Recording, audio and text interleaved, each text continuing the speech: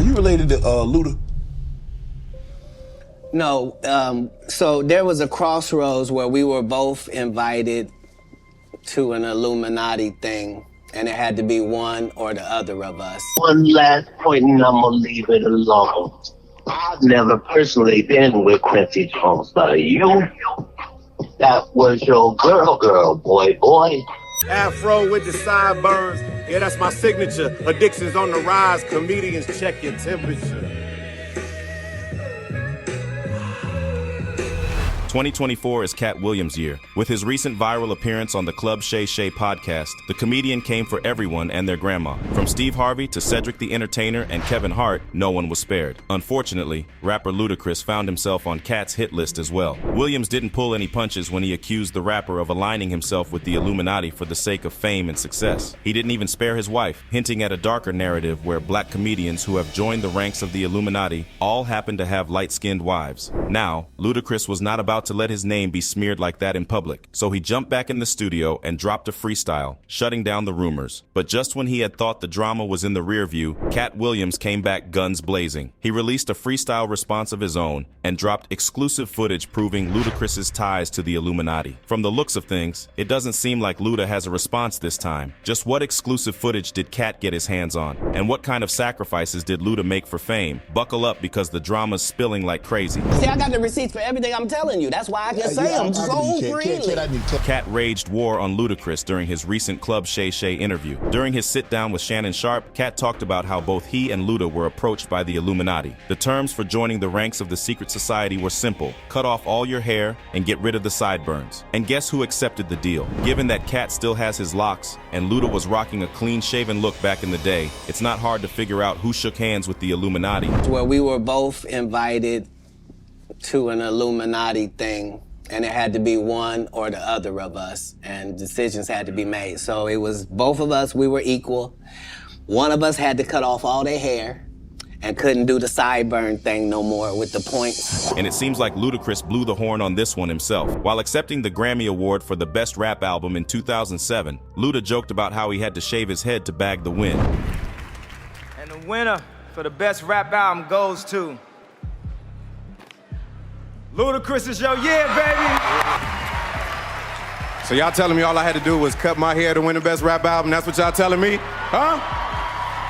The way Luda accepted the award had some fans thinking he knew about the win beforehand. Fans also noticed that Ludacris was no longer rocking his signature sideburns anymore. That said, Katt wasn't interested in aligning himself with the secret society, despite all the glamour they promised. Over the years, Katt has presented himself as an individual who's interested in protecting his integrity instead of chasing the millions. Speaking about the offer, Katt said, and the next person they said was going to get $200 million because they were going to pay him $10 million a movie to do 20 movies. And that's how the conversation happened. One of those persons turned out to be Ludacris, and the other person turned out to be Katt Williams. So that's the story of how Luda sold his soul to the devils of Hollywood. It may seem like there might be some truth to Katt's words after all, since Luda ended up on the front page of Hollywood following the success of his role in Fast and Furious. It proved to be a moneymaker for the rapper, as the franchise went on to release 10 installments along with a spin-off movie. Ludacris has been involved in 7 of these, earning himself a decent net worth of $40 million.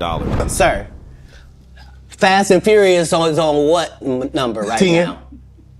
10. 200 million. I might need to get me one of them old women look the same. That's what they all end up saying at the end of the day. Meanwhile, Katt stands at about a measly $2 million, though Katt suggested that he was loaded during the Club Shay Shay interview, saying, "I saw my net worth. I had that on me. What I'm saying is, my net worth is more than my last Netflix deal." Still, the figures seem to back up Katt's claims about Luda signing a deal with the devil. However, that's not all that Katt had to say about Luda. He cranked up the heat by taking shots at his wife, Eudoxie, calling her light-skinned and ugly-faced. One person ended up with a light-skinned, ugly-faced wife that's never done it. Remember I told you that if I say that, it applied to 7 people? Yes. It's part of what they give you. Okay? I didn't get it. I'm not mad about it.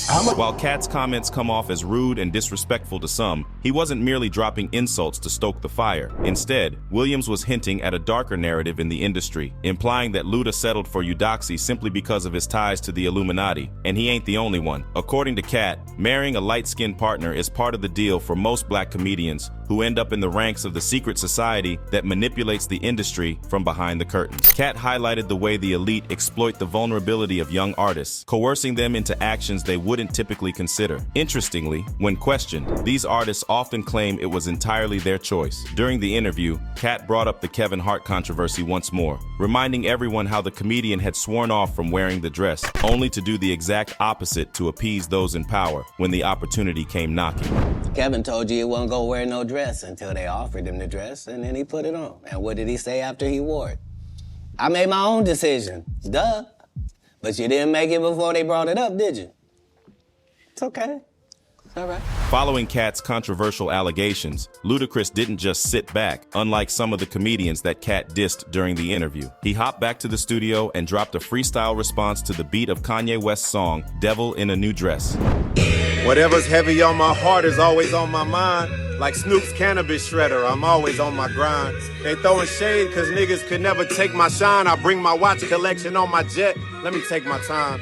Like fine wine, I'm aging like Benjamin. He started off referencing Snoop Dogg before getting to the heart of the matter by flaunting his success in Katt's face and talking about all the checks he cashed in from Fast and Furious while stating clearly that he had nothing to do with the likes of the Illuminati. Luda also took a moment to pay his respects to John Singleton, the late director behind the 2003 Too Fast, Too Furious movie that introduced the rapper to the franchise. And I only left with bitches when coming from any party. Now I'm married with kids, the evolution of life. Never been a clout chaser, never say shit for likes. R.I.P. John Singleton. You never have to flex when you earn every one of your Fast and Furious checks. Afro with the sideburns. Yeah, that's my signature. Addictions on the rise. Comedians check your temperature.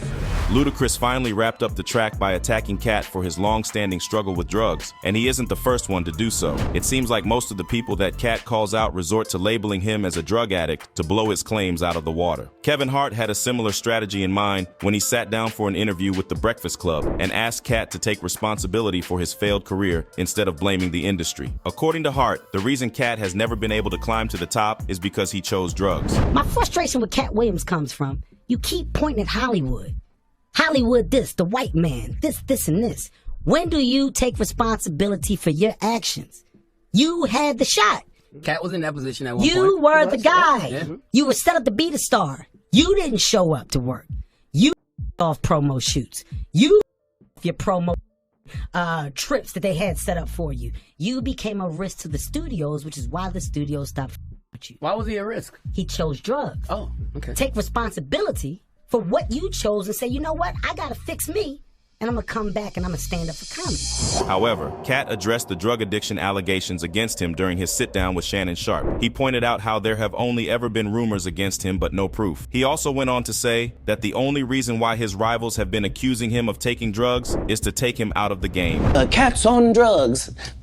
Where are the stories? Why is there no story of anybody who ever sold a drug to me, did a drug with me, was around me when I was inebriated? I got 5 daughters. I got 5 sons. Why would we tell these ridiculous stories? Because it's competition. You feel like, well, why comedy guys can't just get along? Yes. Circling back to the beef between Ludacris and Katt, the rapper probably thought he did a good job of handling the situation, but the online chatter suggests otherwise. Now Luda hasn't dropped anything in a hot minute, so the fact that he came out of retirement only to drop a diss track to clear his name implies that Katt hit the jugular with his words in the fans' eyes. Even Charleston White jumped into the drama and sided with Katt, pointing out how the fact that Luda came out with a jingle is proof enough that he's guilty. That nigga responded with a jingle.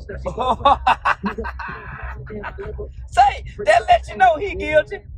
Come back with a rap song. Now you'd think that the men would call it a rap here, but no, Katt wasn't done. It seemed like he was waiting for Luda to respond so he could deliver a final blow to his house of cards. So what did he do? Well, the comedian jumped on Suge Knight's Collect Call podcast and played Suge some bars he was working on, which the former CEO ended up calling Hit 'Em Up Part 2. I'm coming for your number one squad. One of us a killer and the other one is not. One of us the realest and the other one a quad. I'm coming for your number one spot. Oh, Chris, I wish it never came to this. And you pissed rapper freeze for the first time, but you dissed and missed the wrong side of history in a time like this. I'm so ludicrous. Sorry, uterus. You were infant chronicles. You ain't new to this. In the viral clip, Katt rhymes over a piano instrumental and calls Ludacris a fraud. He goes as far as to reference his 2004 single #1 spot, while claiming himself to be the better of the two, and it gets worse. Katt then proceeded to accuse the rapper of being bi-curious while leading a fast and furious life himself. He also boldly claimed that he was coming for Luda's #1 spot, just like he challenged Steve Harvey back in the day. In real life, pop, fast and furious. In real life, you bi-curious, got a fast car, but you hit the median, another body by comedian. Katt also blew Ludacris's defense out of the water by pointing out how the rapper never accused him of lying. Instead, he only proceeded to fire back with verbal attacks. But the killer and the other one is one of us the realest and the other one. I'm coming for your #1. You heard the interview on Club Shay Shay. I gave them all a payday. I'm still going viral, so who care what the haters say? Ludacris, you must be out your rabbit ass mind. Made a rap song, but you ain't there. But the real bomb was dropped when Katt accused Luda of sleeping around with the notorious figure Quincy Jones. Once Katt had played Suge the demo, he talked about fixing it up and releasing it soon. Seems like this rivalry might turn to the charts soon enough. One last point and I'm gonna leave it alone. I've never personally been with Quincy Jones, but you, that was your girl, boy.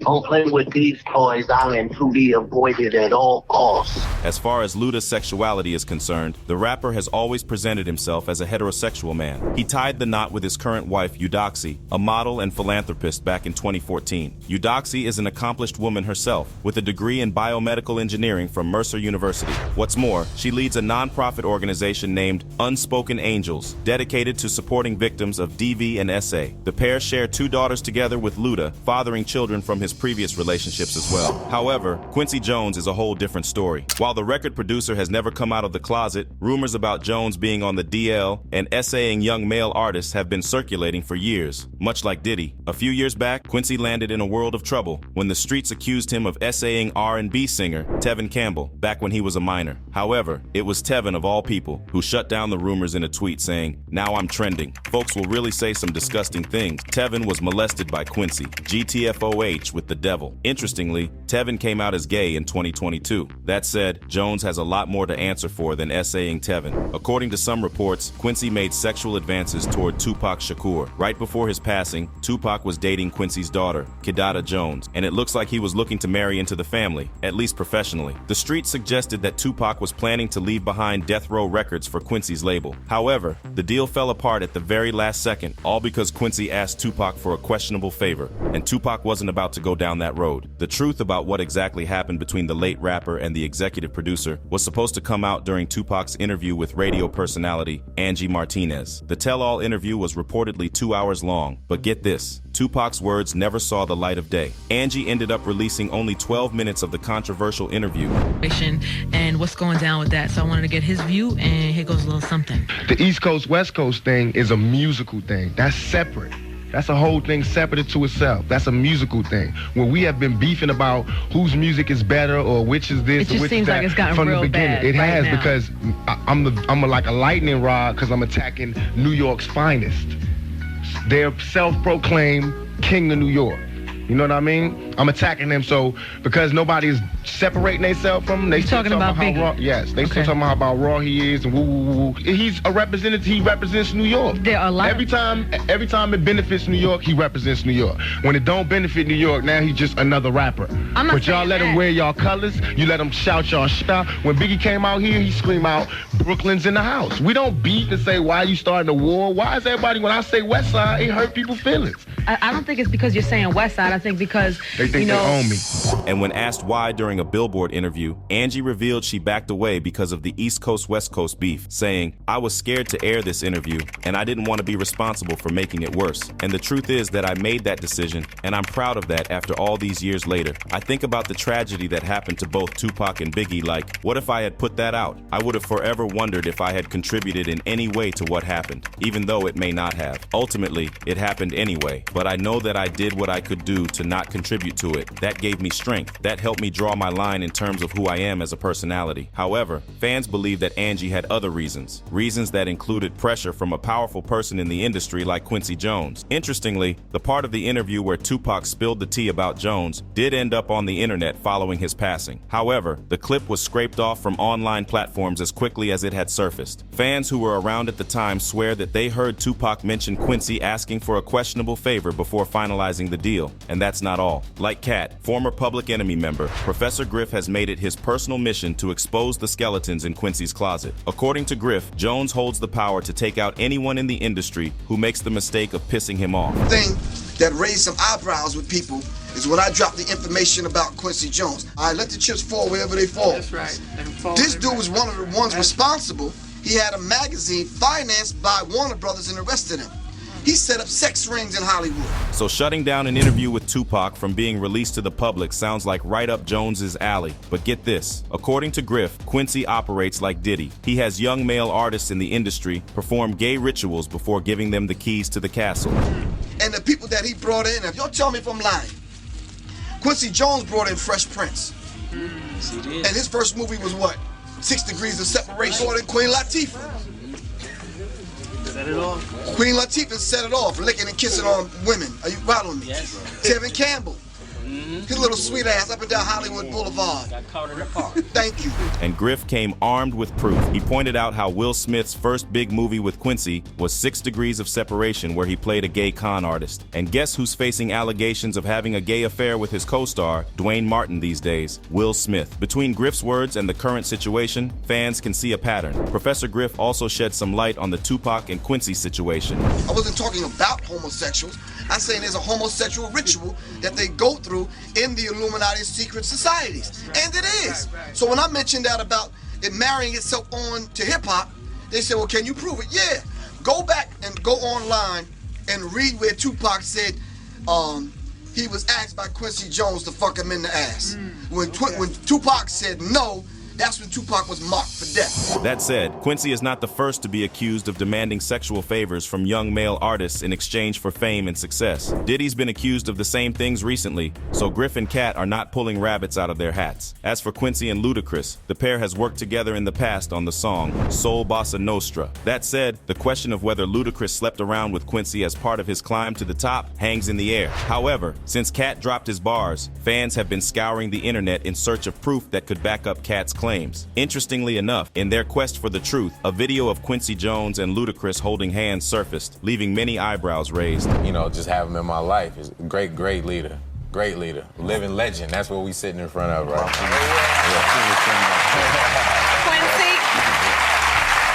Yeah. Seems like Luda couldn't stop himself from singing Quincy's praises during the clip. As for now, the internet is on Katt's side for the simple reason that none of the people he has called out accused him of lying. Instead, they took shots at him for his drug addiction, which Katt already shut down. What's more, fans believe that if provoked, Williams will pull out the receipts for everything, leaving them with no defense. These past few months have been a roller coaster for Hollywood, with key figures unveiling the darker side of some influential figures. From SA allegations against Diddy to Oprah's pay controversy, and now Ludacris's sacrifices for fame, it's a saga unraveling. As the truth emerges, the thrones of powerful men seem to be on shaky grounds. For now, it's been crickets on Ludacris's end, leaving fans speculating, will he brush off Katt's comments, or is he in the studio working to retaliate with a new track? One thing's for sure, the drama is far from over, and the echoes of Katt's allegations continue to resonate, promising a riveting chapter in the industry's unfolding story. So keep your popcorn at hand and stay tuned for updates on RIZZLE as this saga unfolds.